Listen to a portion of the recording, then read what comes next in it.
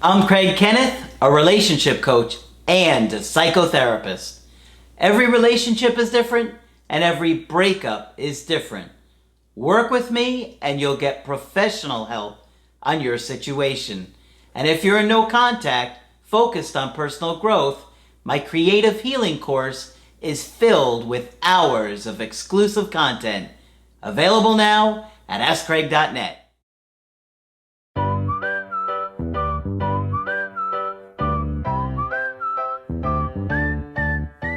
Hi there, I'm Coach Craig Kenneth. I'm Coach Margaret. And today we're going to be talking about, should I prepare for the worst? Oh, goodness. Yeah, Margaret, breakups are the worst, aren't they? Breakups are the worst. And, you know, we go through so many different emotions and we're just so overwhelmed and, you know, we don't know how to prepare. We don't know what to do. And so often our instincts are the exact opposite of what works. And remember, also we found out that your hormones affect you as well. And if you've lost somebody, even your hormones tell you to go get them back. Everything. Yeah. I have a good email today from somebody that I did a Skype call with recently. So I know who she is, I know the situation, and she did an email coaching with me afterwards, and I thought this would be good for video. Okay. All right. So she said, "Hi, Craig. As a reminder, my ex and I were together for over 4 years and lived together for 3. He is close to 30 years old, and I won't say his career. He's successful, and she is in her late 20s, also successful. I moved out when I was 17, and I'm hugely independent, and felt like his mom while we were living together." This is a big one, Margaret. Oh, boy. She felt like his mom? Yes, because he went straight from living with his parents to living with her. Yep. And I tell you, I see a lot of women that get frustrated with men that haven't had that independence yet. Exactly, yeah. So they they don't want to be mothers. Exactly, but they kind of go from one mommy to the next, these men, right? My frustration made me lash out at him almost daily. Oh, dear. And he felt hurt, rejected, and that whatever he did wasn't enough, and that he couldn't be himself, because I was attacking his character and putting him down with my words. Well, she can't have had any picnic either if that's how she was treating him. I don't think she did. We tend to hurt as we have been hurt. He is a very physically affectionate person and always wanted to hug and cuddle after work, and felt rejected when I turned him down angrily and said things like, "Don't bother me," or "I'm busy." Oh, dear. Yeah. That would feel like, you know, when you're 2 and you go to mom's knee and she says, "I'm busy." Yeah. That would be terrible. Yeah. Following our Skype session, I followed your advice and told him to take all the time he needs to process and to call me when he decides he wants to be together and wants to see me. I implied that we won't be friends in the meantime and have no contact, but I'm not sure if that's what you meant for me to do.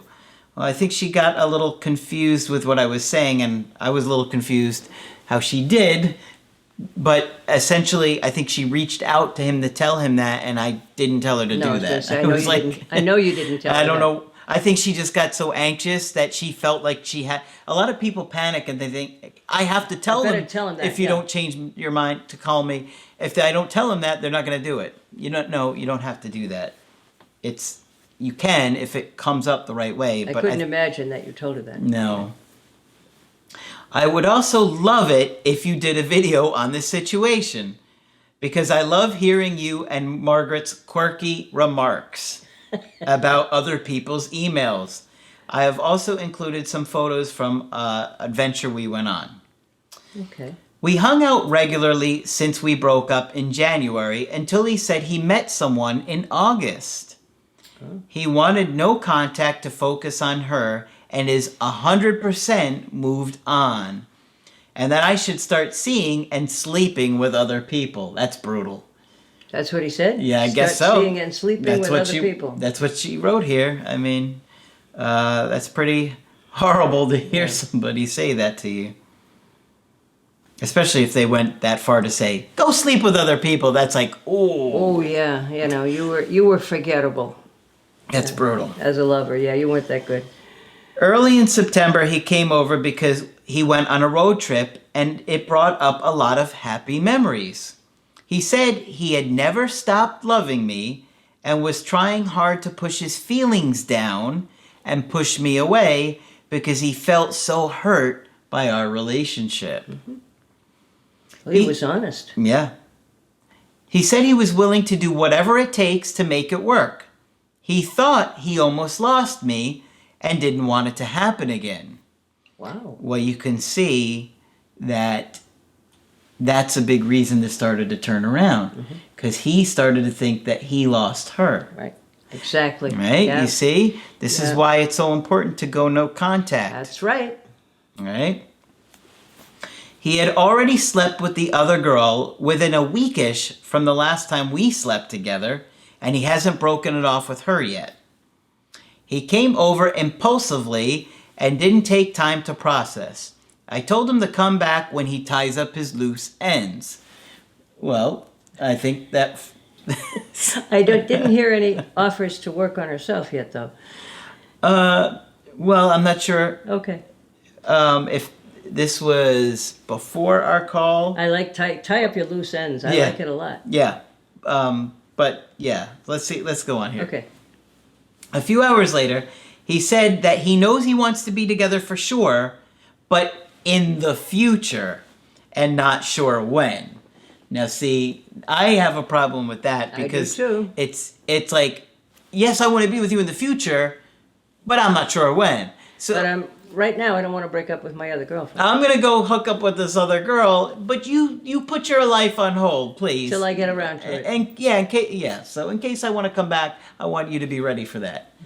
So no, I don't like that. That Needs to make a decision.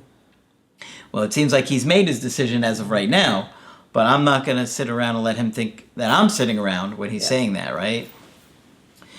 Okay. We talked more about how he felt in the relationship, and he cried into my arms really hard 4 times within that one night. He said he needed time to process. We talked almost every day afterwards, but he still hadn't cut it off with her and was working on it. So he's kind of... What do you think working on it means here? Well, I think he's saying, I'm working on cutting it off with this other girl, but I haven't done it yet. Yeah. That's more like, put your life on hold. I'm getting to it. Yeah, I'll get around to you. He said I was giving him a lot of pressure by asking questions. He said he could see us getting back together, getting married, and having kids, but is excited about the unknown. We have a lot of quotations. That's why I'm doing these quotes. He's excited about the unknown. Excited about the unknown. The unknown being the other woman? No, of being single. That's what he's saying. Oh. So He sounds... he wants her, but he doesn't want he her. also wants to be single. Sounds like he might be looking for the one. Mm, Anyway, go ahead. hard to say what's going on with him right now, right? But he's definitely giving mixed messages. Oh, yeah. He's been wanting to break up for 3 years. That's what he tells her. Now they've been together for 4 years, and now he's saying, I've been wanting to break up for 3. I don't think he really means that. I think that he means there were probably moments in time in that 3 years I agree. that he thought about breaking And up. she owns that she was pretty brutal to him. Yeah. Yeah. Okay. Because he still remembers the hurt from our relationship, and I'm hurt from him sleeping with someone else so soon. It's hard to be fun and playful when we meet up.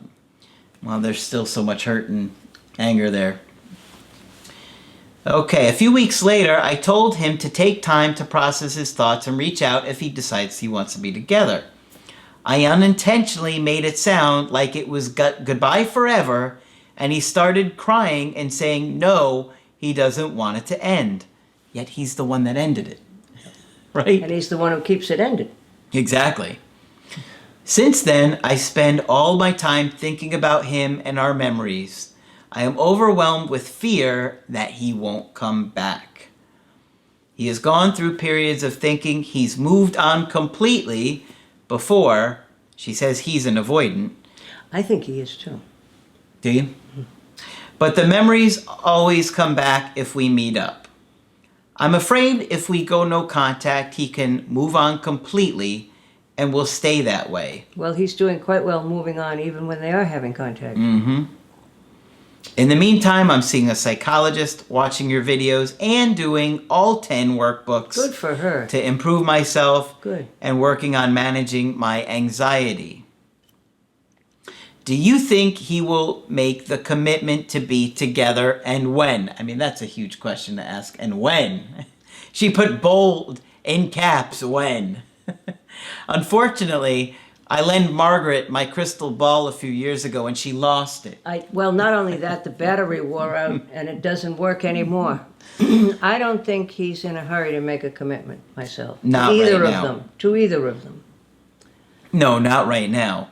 But that doesn't mean he's not going to come back around again, because clearly he's having a hard time letting her go. Yep. I need to know, see, this is her anxiety here. I need to know if I should prepare for the worst, that he will never come back, or keep hope alive that he will, no matter how long it takes. I know you can't see the future or read minds, but what does your gut instinct or professional experience say about this situation? Well, I think that he's conflicted. Oh, yeah. I think that part of him wants to be with her and is afraid of losing her. That's why he cries a lot. And then part of him is excited about the unknown. He could always come back, or he could move on. It's, But he just isn't concerned about tying her up in the meantime. Yeah. That's what makes me think he's avoiding. And that she can sleep with other people. Yeah. That didn't bother him. Where a lot of people would be really upset by that. I mean, there's a lot of uncertainty in a breakup. And it's not easy to sit with uncertainty that he could come back in 6 months. He could come back in 6 years. And having the mindset of I need to know one way or the other, I don't think it's going to really be helpful to you. I think you kind of work through this and grow and learn and kind of say, all right, well, if he comes back, I'm going to be ready. But I don't see that he couldn't come back. I don't either. But she hasn't really done no contact, right? No, it doesn't sound like for very long and every here. time he wants to come back, they spend time together. I think she should try real no contact. Mm-hmm. Okay? Well, she did say to him, contact me if you want to work it out with me, but it seems like he's the one that keeps He's trying the to one who keeps breadcrumb her. Now, what this says to me is that it's so typical of many avoidants. I don't want to make a commitment to you, but can't we be friends? Yeah. Because that way I get to keep you and get your support and all the goodies you give me, and I don't have an obligation. That's why I think he's avoidant. Yeah. And I also think there's some suggestion of looking for the one with whom it's going to be easy and perfect. There may be some of that in there too. Yeah. Yeah. I think she should try no contact before she makes any final decisions. Well, that's my opinion. I think she has to set a boundary here Yes. with him and say, look, you need to leave me be and deal with this unless you really want to work it out with me. Because you could see that when he got scared of losing her forever, that's when he really wanted to work it out. And he said, I'm going to do whatever it takes. And then he didn't really let go of the other girl. He kept stringing her along. I mean, the one in the email and the other girl that's in the picture. Mm-hmm. So he's kind of trying to get the best of both worlds here. Yes, he is. I was going to say he's, at this point, having, the best of both worlds. Yeah. So I think it's better for you to just say, leave him be. Let him sit with this. If he wants to go off and date other people, that's his prerogative. I know it hurts and it sucks, but you have a long time with this guy, and focus on the healing like you've been doing. Allow him to come back, and just don't let him breadcrumb you. The breadcrumbing doesn't happen a lot. I think a lot of times it's more like people reach out after several months. Sometimes you get guys like this that will He breadcrumb. breadcrumbs. Yeah. It's a verb now. Yeah. I breadcrumb, you breadcrumb. Yeah.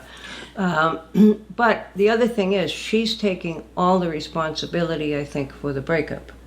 It sounds like it. And, to her credit, she owned her part of it. But he's being unreasonable now, and every time he comes back, it sounds like she welcomes him with open arms, like he was behaving well, which he is not. Yeah. Yeah, so he needs to process things and get to a good place where he's also seeing his mistakes. Yeah. And he's more willing to repair this like an adult, which he's not doing. He's not. It's more about, I'm scared I'm going to lose you. I'm scared I'm going to lose you, but I'm also scared to make a commitment to you. Yeah. So I would say I think she'll hear from him in the future. He cries all the time. Of course, he's quite attached. Yeah. I don't think it's going to happen in the next, couple months. I think either. I think he might breadcrumb her a few times in the next couple months. But I think she's really got to say, look, contact me if you change your mind. Yes, no, I'm not going to do this every time you come back. Yeah. Yeah, and really she needs to kind of set that boundary. And it's going to be hard for her. Yeah, I think so too, because there's a lot of guilt there. Yeah. And that, she's beating herself up. Don't let the guilt guide your decision making. You've owned it. There's no more you can do. You're doing the right thing by working on yourself. Yeah. You're going to do all 10 of the workbooks. I think she said she was going to do the course after the workbooks too. Good. So, that's real motivation right there. You'll be so healthy by the time you get done. Absolutely. But he's not treating you well right now. That's the bottom line. Yeah, he's not. And he could in time. Absolutely, yeah. But he's still in this early stage of fantasizing about this new girl and kind of going back and forth.